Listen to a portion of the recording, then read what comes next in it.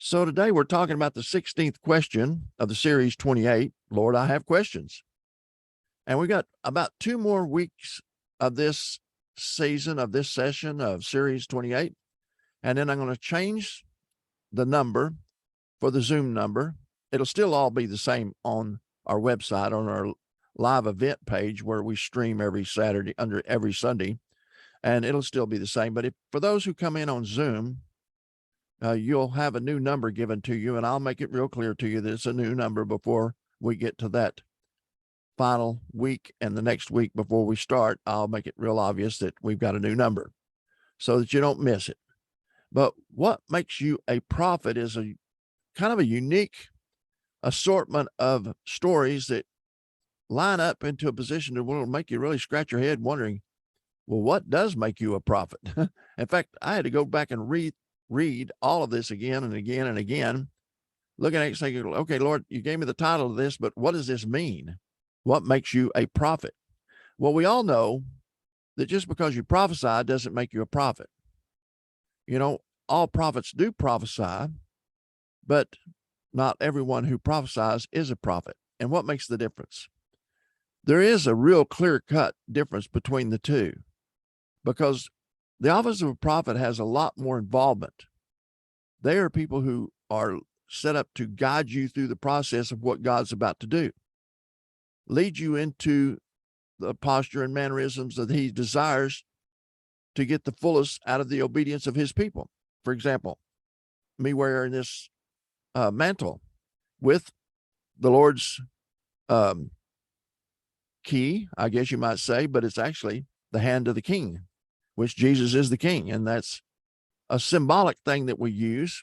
We actually took it from a program that had very little to do with God, but we have taken it and put our stamp on it. And God is the one who led us to it. So we're using it for his glory, his purpose, which I think that's quite all right, being he created all things. And we'll see that there are things that are happening even now that might send a lot of people scurrying about trying to do something to protect themselves and not really find any protection whatsoever, because the only protector is the Lord himself. And the way he protects us is through a lot of different ways. One of them being the angels, one of them being the scriptures. But one major way that we don't think of much and we don't talk about much, but I have done a series of prophecies, prophetic words on this as of late, and it stems around the whole thing that God's saying right now is that tongues are going to become very, very important in your life. Praying in the Spirit, talking in tongues, speaking in that unknown language until it becomes known. You're going to find over the course of time of doing this that you will not only have encounters with God and know what God's wanting to do, and it's like God giving you his personal word to you, but it'll also give unto you an intro into possibly one or more angels that he's appointing to minister for you. And that too, I will be writing more about as we go forward. Hopefully that won't be too long out there, because I'm trying to touch on various chapters of the book that we're putting together to give you some insight into how you can locate different topics of interest that might be helpful along your journey. But why is God making such strong emphasis on tongues? You know, before the Tower of Babel was destroyed, there was one language amongst all nations of all people. And then God tore the Tower of Babel down because they were going to build a tower to God, and he tore it down, and then he scrambled their languages, and everybody was learning different language. They could not speak the one language anymore. But I'm telling you, God has made it, not only revealed it to me, but to other ministers, that he's about to bring breath back to that heavenly language, to where we will be speaking a language that is not known by the world at all, in a method that is not by physical means or natural ways at all. I mean, you could be praying in tongues and be communicating to somebody clear on the other side of the world, but not on the phone, not through email, not through any course of action that requires anything of this earth or this world. It's strictly heavenly. And it is interpreted in that way that God will give you the ability not only to be able to communicate with others, but also he will begin to communicate to us. And that brings us to the vision that was given some time ago about everybody gathering in one location, and the Secret Service agents were scrambling, trying to find out how we all came together, because they were not able to detect this information going out to send us to a location. Well, how did you do this? You might remember that vision I had that I spoke of some weeks ago. But the point is God's making that now a reality, to when he begins to speak to all of us who speak in his language, will know his language. So we're all going through a linguistic change that is a heavenly language, but you got to start somewhere, and you must start just by learning to begin to speak like a little child with childlike faith, and begin to just act like you're speaking a language that you don't know, but you're speaking it emphatically until it kicks in and you begin to hear something that's not coming from your own thoughts, but is coming from your spirit, where God lives within you. And if God lives within you, can he not speak through you? Your mind is usually what you speak with, but you can also speak with what's in your spirit. That might not seem like a new concept, because it's not. It's actually biblical. And maybe we'll get into that too one day. But today, we're talking about what makes you a prophet. A prophet must go through a series of events in life in order to help shape, mold, and perform in a manner that is pleasing unto the Lord. And I say perform because it's all about obedience. But you have to obey God in the way he wants you to do it, not the way you want to do it. But with that said, let me get started here today so we can get on to the message. I do not know anyone that ever really wanted to be called a prophet, or planned on walking in the office of a prophet, or wanted to major in being a prophet. When God calls you to be one of his prophets, you immediately think that he has the wrong number. You've got me in wrong, Lord. You got to pick on somebody else, especially if you have no idea what a prophet of today is supposed to look like. I mean, we might be called to wear something specific, but that's not what makes you the prophet. Most people seem to think that the word false, or put in their thoughts immediately false, when you claim to be a prophet, because they immediately think false prophet. They seem to be synonymous. They've been spoken of so often, so frequently, for so long, you have a hard time even separating them. In fact, I remember in early years that, if you spoke of prophets, you had to make it real clear that they're not under the church pew. The false prophets are not hiding in the bushes outside the church walls. The false prophets are easy to locate. Those are the ambassadors of Satan, who are propagating to have people do things that are not in the will of God, and actually totally rebellious to God. But anyway, there were some well-known false prophets back in my early days of ministry. David Koresh and Larry Jones or Jim Jones it was. And there was others, many others. So it was really challenging to have God call. In fact, I remember one time God says, why don't you tell people you're a prophet? When they ask you, you say a prophetic pastor, you say prophetic minister, but you don't say prophet. And I said, well, Lord, I don't want to affect their thinking of me because of a title that they associate with something that I'm not. I guess it was a good answer, because he didn't really push me much on that anymore until years later. I began to have to do what he asked me to do. He said, don't be embarrassed by being what I've called you to be. Do not think honor is going to be given to you for calling yourself a prophet. And that's no joke. If God truly calls you to walk through life with this socially disgraceful brand, you will experience little honor. However, if you are faithful to the call and you're pointing toward the direction of the one and only true prophet, your rewards in him will be spectacular. Even Jesus himself said a prophet is not without honor except in his own country, among his own relatives, and his own house. that is really something that's hard to get your mind around. Why would it be so? It just is. It was March 14th, 1979. I remember like it was yesterday.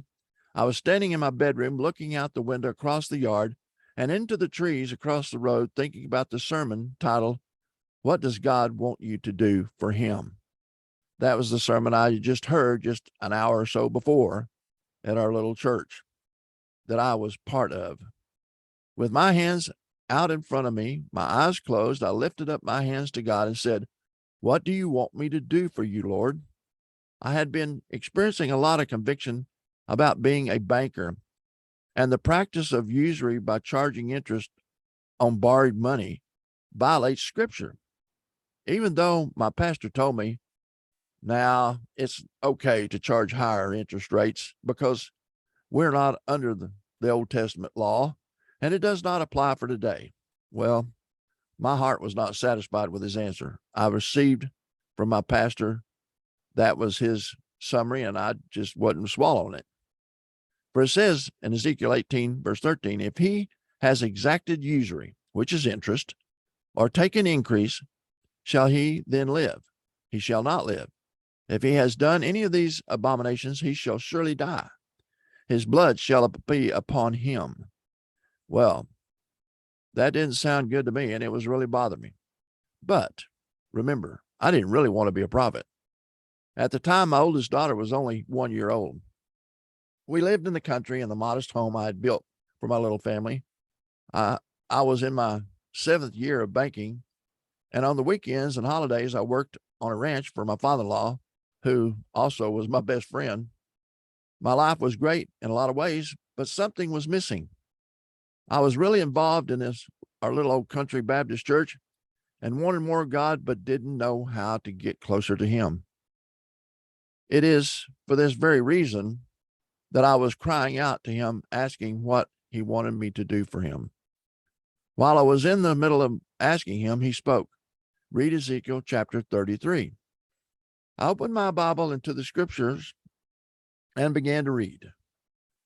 The more I read, the heavier the burden felt upon me. When I read the verses 33, it was as if my hair stood straight up all over my body. Bewildered, I reread the verse about 3 or 4 times because I was totally perplexed, not understanding at all what this was all about or what to do. Indeed, you are to them a very lovely song of one who has a pleasant voice and can play well on an instrument, for they hear your words, but they do not do them. And when it comes to pass, and it will, then you will know, they will know, that a prophet has been among them. Ezekiel 33, 32, and 33. So here we are. We're stuck. This is what he's saying. I want you to be a prophet. What in the world is that? I don't know. I don't know any prophets. All I could see in my mind was me with a long beard, honey dripping down it, wearing a camel skin garment, and locust legs hanging out of my mouth. Snapping out of these thoughts, I began to focus on a more modern version of what I might look like. And the picture did not give me any comfort either. I saw myself standing over an old wooden pulpit, wearing an old moth-eaten sport coat, speaking some dry word. None of the above appealed to me, and I stayed on my course as a banker. As I asked myself, why do you want to be called a prophet anyway? God is so gracious. Even when we turn our backs on Him and go our own way, He continues to bless us along our rebellious journey. The fact is, He graced me with an anointing for making money for the bank. And by the time I was 32 years old, I was offered the position as the bank's president and CEO of the bank's holding company, which owned a total of 4 banks and an insurance company. It was unheard of for someone my age with no family connections to be placed in such an honorable position in the community. At least once a month, my name and picture were in the newspaper. And a couple of times I was on the local television news announcing the success of another new business development or community project. Life was good. I was blessed with an expensive executive car furnished by the bank, a new home on acreage with a swimming pool, in partnership with lawyers and mega millionaires, part owner in a twin-engine Beechcraft Air 360 aircraft, a hunting and ski lodge, and the list goes on. Then one Sunday, the preacher made a plea with the congregation. The church was in a financial bind, and he was asking for help. I did not give it too much thought. Then a few days later, as I was speeding back to the bank after staying away too long while at a business luncheon, coming up to the four-way stop sign, I was forced to look toward our church sitting on the corner of the intersection. That is when God asked me, will you give my church $75,000? Within myself, I said, Lord, you know I don't have it, but if you show me the way, I will sell whatever I have or do whatever you ask, and I will give the money to the church. I had been working to put a shopping center on some land that was across the road from the bank. But the elderly lady who owned the property had already turned me down, saying the property had been in the family for many years and she wasn't going to sell it. Well, God put it in my heart to go to her and ask her again. I mean, this is all in the same day. I really did not want to, for she was very emphatic about not selling the property. However, I had to obey. As soon as I knocked on her door, she invited me in and said she was waiting for me to come back. Then the lady proceeded to tell me that she didn't know why, but she wanted me to have the property, and I did not have to pay the $100,000 up front, but offered that I pay $6,000 today and make an agreement that once I had the shopping center approved, I would pay her the balance. 3 weeks after the contract was signed, the state highway department made an announcement that they were going to expand the lanes that fronted the property on both sides, making it a major intersection. It was a major intersection in the city. Well, if you know anything about traffic counts and land appraisals, the value of the property I had just put under contract went from $100,000 to $300,000 in value in just 3 weeks. God had blessed me with more than enough to give his church $75,000. About this time in my life, I had a lot of things going my way. However, I was young and thinking more of myself than I should have. As time went by, I got busy with all kinds of investments as the economy was taking a turn for the worse and everything was coming apart at the seams. My health also began to suffer.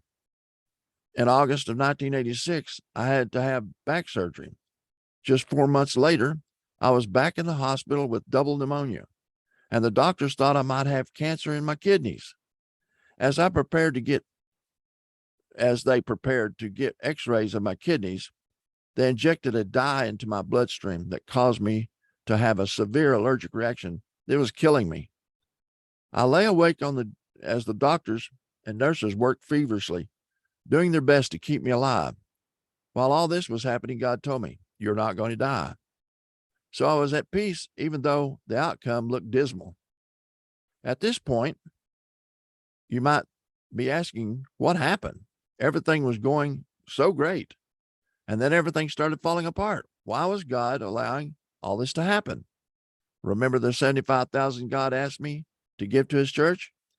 Well, I got so busy, all of the things of the world, I had forgotten my commitment to him. It must have all started about to go downhill as soon as my promise to him slipped from my mind. I knew the anointing for created wealth had been stripped from me, and that he was sending me back into my first calling found in Ezekiel 33. This is what he said to me. If you do not change your ways and give glory to my name, then I will send a terrible punishment upon you. And instead of giving you blessings as I would like to, I will turn on you with curses. And indeed, I have already, because you haven't taken seriously the things that are most important to me. You can find that reference out of Malachi chapter 2, verses 1 and 2. This was in March 1987, 8 years to the month, when he had previously called me to be one of his prophets. I know your theology may not agree with what he said to me, but one thing I have learned is my experiences with him will always speak louder than man's theology. Like I have said many times before, I have learned more about God hearing his word for myself and for others than all the preaching and all the teaching I could receive in a lifetime. After I got out of the hospital, I resigned from the bank, purchased a motorhome with the idea that I would outrun the calling. I mean, actually run from God. Can you believe that? You see, I still did not want to be a prophet, and I thought I could just get away and everything would change. I was living the life of Jonah. I was about to experience being swallowed up into the belly of a whale of trouble. Everywhere I went, every friend I called on had turned away from me, as if I had been thrown out of the boat. It was just a matter of time, and I would be counting the ribs on the inside of that massive fish.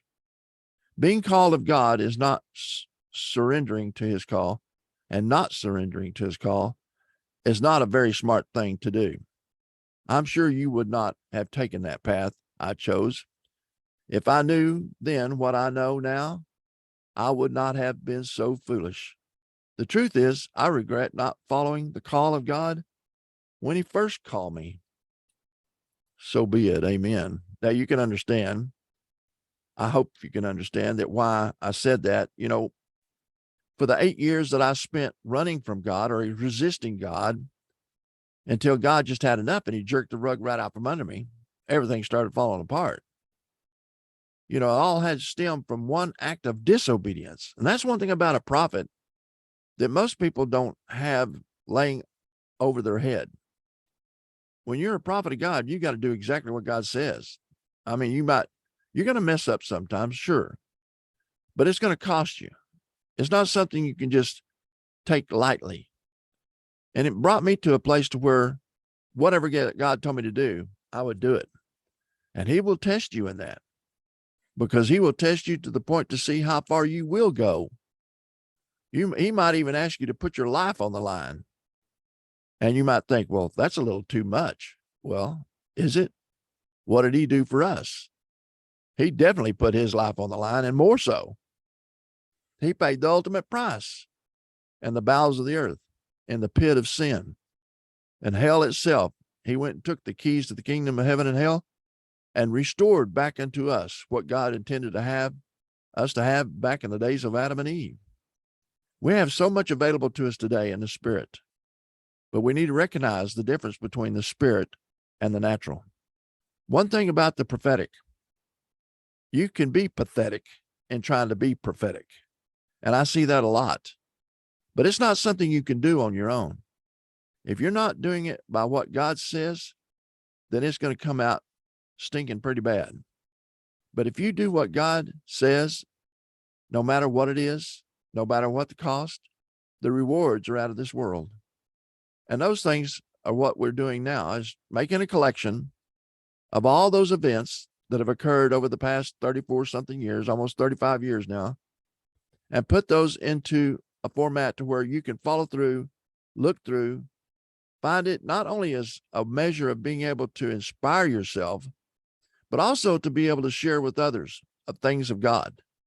I have one next Sunday that's coming up that'll show you what it can be like just to share the testimony. We know people by their testimony, and by their testimony, we know where they're at with God. And you will see that God will even create things within you when you let him do it, not yourself. Don't try to figure it out. Just let him do it and follow his lead, and everything will work perfectly. Everything will fall in place. And when it's not falling in place, you better get your ears, antennas up. You better get your thoughts on him and him only, and start finding out why. And when you find out why, you'll know what to do different next time. That's how we learn. At least it should be, if we learn anything at all. And I hope you learned something today. I want you to be a part of our book project, The Prophets, Memoirs and Testimonies. And a lot of people are included in this. A lot of people have been involved. You know, I can't say these are just testimonies of me. That'd be impossible. All I've been is an instrument of God. I've been used of God, yes. But the maximum return has come to his people. And a lot of people who have been part of our gatherings, some of them have been roadies on the road with us, going from one place to another. Some have gone to other countries with us. I mean, we have people who have been working behind the scenes that probably no one will ever know, but God knows, and God's rewards are waiting for them. May you be blessed this day. Let God take care of your problems and just seek him in joy and happiness. And please start today, make a commitment to pray in the Spirit at least once every day for as long as you can until you run out of words. And that's when it really gets good. So be blessed, and we'll let God take care of the rest. So be it. To all, a good day.